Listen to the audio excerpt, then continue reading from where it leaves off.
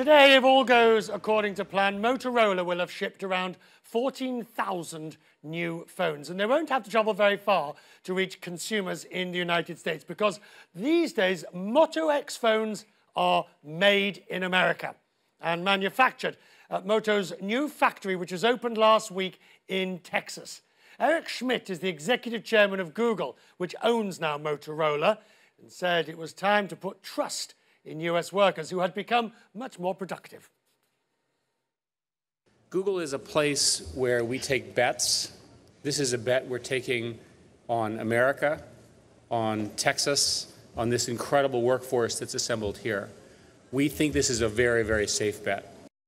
Now, as part of our series this week on America's economic return, we've already heard and seen the fracking part of that revolution. So now I asked Eric Schmidt what drove him to choose the United States, seemingly where so much had been offshored for so long.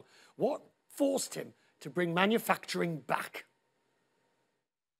A lot of people have studied this, and a lot of people have written off American manufacturing. American manufacturing is now smaller as an industry than healthcare. So we've got a problem in this country. So what kind of manufacturing can we do? Well, anything that involves customization, anything that involves software and hardware together, anything where the customer is involved in making the design, anything that's complicated can be made really, really well in America. The costs are very similar, especially when you look at the fact that manufacturing costs in Asia have been rising for many reasons. And that's a crucial point, isn't it? Because as oil and gas and shale gas has brought down the costs of energy, so you can manufacture now in the United States.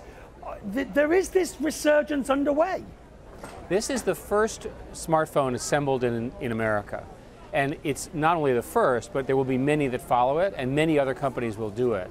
But you're going to see overall, not just a resurgence in manufacturing and assembly, but you're also going to see interesting shortages. There's not enough manufacturing engineers in America. There's not enough test engineers. These are jobs that we're going to be looking for, and we're looking for universities to start putting out students and so forth that can really fill these jobs in America. And that's the problem. Too many lawyers, too many accountants, too many people. I mean, this shortage of skilled labor is happening the world over. Now, as an international organization, you must be starting to feel that because you need to bring people in both on the software division and now, of course, in the manufacturing division. How are you handling that? Well, you know, it's a global war for talent, and a lot of important positions are unfilled. We have this ludicrous policy where we train people in America, but we won't give them visas to stay in America to fill these jobs, right? This is the immigration debate. It needs to get resolved. But more deeply, our universities, our high schools and so forth need to advance technical skills, and they need to celebrate them. Where are the jobs going to be in America? They're going to be in factories like this. These are high-paying, high-wage jobs of very sophistication.